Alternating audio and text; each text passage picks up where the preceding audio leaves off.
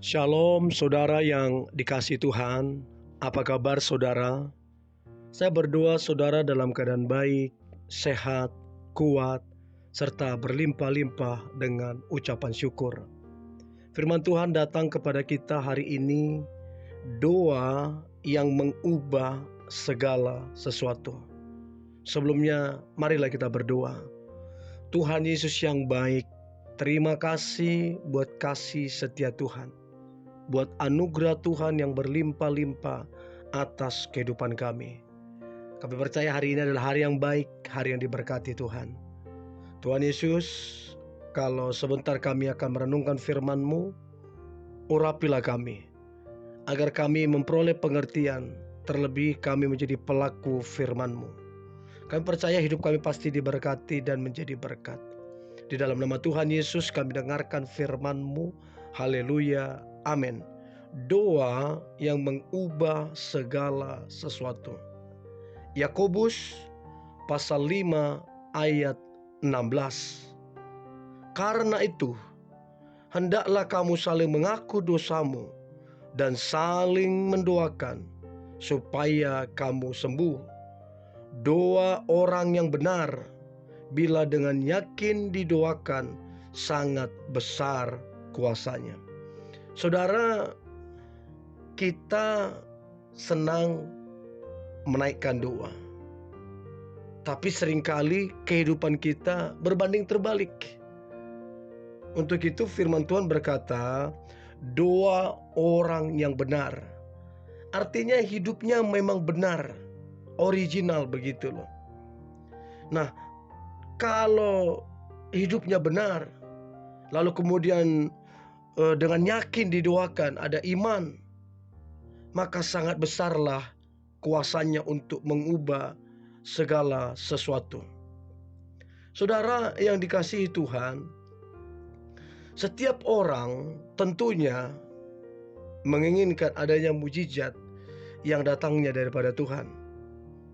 Banyak orang yang sakit keras, hampir tidak bisa disembuhkan. Contoh penyakit-penyakit yang mengerikan. Tetapi mereka selalu mengharapkan mujizat terjadi.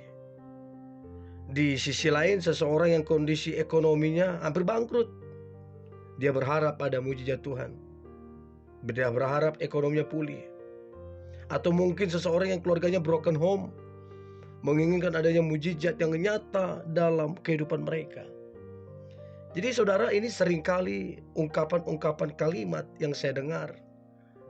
Nah, menjadi pertanyaan adalah, masih adakah mujizat itu sampai sekarang? Sampai sekarang ini. Sehingga pengharapan kita akan kuasa, akan mujizatnya, itu terus ada di dalam hati kita. Ya, jadi saudara, ada banyak contoh-contoh di firman Tuhan di Alkitab, orang yang sakit keras, ya, dan hampir tidak bisa disembuhkan, ya. Ada juga orang yang lumpuh segala macam, ada juga orang yang sakit kusta segala macam. Nah, mereka semua saudara mengalami mujizat Tuhan. Mereka mengalami mujizat yang dahsyat. Mujizat sampai hari ini masih terjadi.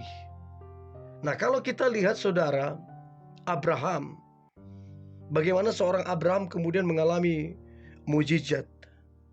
Abraham dikatakan pahlawan iman yang mengalami mujizat dari Tuhan. Dan mujizat dia itu dahsyat dan luar biasa. Di usia mereka yang tidak muda lagi, sudah tua dan mandul, tetapi bagi Tuhan tidak ada yang mustahil untuk kemudian Tuhan melakukan mujizat. Maka Alkitab mencatat, maka Hana, ya, maka Sarah, orang-orang yang berdoa untuk anak, mereka mengalami mujizat Tuhan. Dan Alkitab bilang Sarah mengalami mujizat sehingga dia bisa mengandung. Itu powerful banget saudara. Bukan hanya itu saja, kalau kita melihat Hana, ibu Samuel, Seseorang yang dimadu oleh suaminya dan istri keduanya selalu mengolok-olok, meremehkan dan mengatakan dia mandul. Si Hana, ia sangat sedih hati, tapi ia percaya mujizat masih terjadi. Dia berdoa dengan sungguh-sungguh dan hasilnya Tuhan memberikan anak kepadanya. Ada banyak lagi saudara tokoh-tokoh di Alkitab, Rahel, Ribka dan lain-lain yang mengalami mujizat-mujizat yang luar biasa. Dan doa itu satu paket dengan kuasa dan mujizat Tuhan. Bukan kita kejar kuasanya, bukan kita kejar mujizatnya. Tuhannya yang kita sembah, yang kita kejar. Dan itu semua hanya impact hubungan kita dengan Tuhan. Jadi saudara yang dikasihi Tuhan, mujizat adalah campur tangan Tuhan. Dan orang yang mengalami mujizat karena berdoa, orang itu mengalami campur tangan Tuhan di dalam hidupnya. Saudara, sampai hari ini ada banyak ratusan bahkan ribuan kesaksian-kesaksian yang orang mengalami mujizat Tuhan yang dahsyat dan luar biasa. Dan mengubah keadaan dan situasi mereka. Tentunya dilakukan dengan cara-cara yang benar, cara-cara yang takut akan Tuhan, sehingga kehidupannya atau situasinya mengalami perubahan. Nah saudara, ada beberapa faktor ya, kita berdoa nih sama Tuhan untuk keadaan dan situasi kita diubahkan. Nah tetapi kita tidak mendapat jawaban doa. Nah seringkali saudara kita tidak sadari kenapa, apa yang terjadi. Ternyata saudara, orang yang berdoa tapi ada kebencian di hatinya, ada dendam di hatinya, dan itu berbahaya sekali. Nah bagaimana mungkin orang ini akan melihat situasi dan keadaannya berubah sementara dia sudah benci dan dendam? Jadi saudara, untuk mengalami perubahan keadaan dan situasi, kita harus membersihkan hati kita. Kita harus membersihkan hati kita. Firman Tuhan berkata, siapakah yang boleh naik ke gunung Tuhan adalah mereka yang suci hatinya. Jadi kalau masih ada benci, ada dendam, dengan kata saya baik saudara, lepaskanlah pengampunan. Itu yang pertama yang kita harus renungkan baik-baik.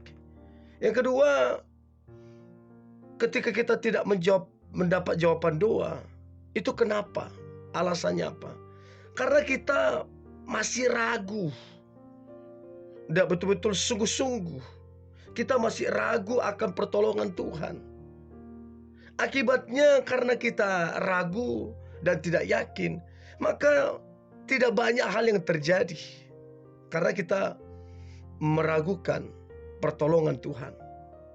Jadi saudara, penting kita menyadari apakah doa kita ini sudah benar apa tidak. Dan yang ketiga, mengapa kita berdoa tidak mendapatkan jawaban doa? Firman Tuhan berkata, apa yang kita minta hendak kita habiskan untuk memuaskan hawa nafsu. Nah bagaimana mungkin doa yang seperti ini, yang kedagingan, doa yang duniawi, bagaimana mungkin akan mendapat jawaban doa? Jadi penting kita cross check, kenapa doa kita tidak dijawab Tuhan? Apakah benar masih ada kebencian, dendam? Apakah benar kita masih meragukan Tuhan hingga hari ini? Dan yang terakhir, mengapa doa kita tidak dijawab sama Tuhan? Karena seringkali yang kita minta itu untuk memuaskan hawa nafsu kita. Untuk saudara, ubahlah cara berdoa yang benar di dalam Yesus Kristus, di dalam kerendahan hati, di dalam kesungguh-sungguhan mencari Tuhan di dalam doa. Maka lihatlah, ketika cara berpikir, mentalitas sudah berubah, imannya sudah diperbarui, maka akan terjadi pemulihan keadaan ataupun situasi. Dan aku percaya tahun ini adalah tahun yang baik, tahun di mana mengalami kasih dan mujizat Tuhan. Untuk itu tetaplah semangat. Mari kita berdoa. Tuhan Yesus yang baik, terima kasih buat hari ini, buat anugerah Tuhan. Aku percaya Tuhan mampu mengubah keadaan dan situasi kami. Untuk itu kami tetap berdoa dan percaya terhadap Engkau. Kami percaya sepanjang tahun ini akan terjadi banyak mujizat dan berkat-berkat Tuhan dicurahkan. Dalam nama Tuhan Yesus kami berdoa, haleluya, amin.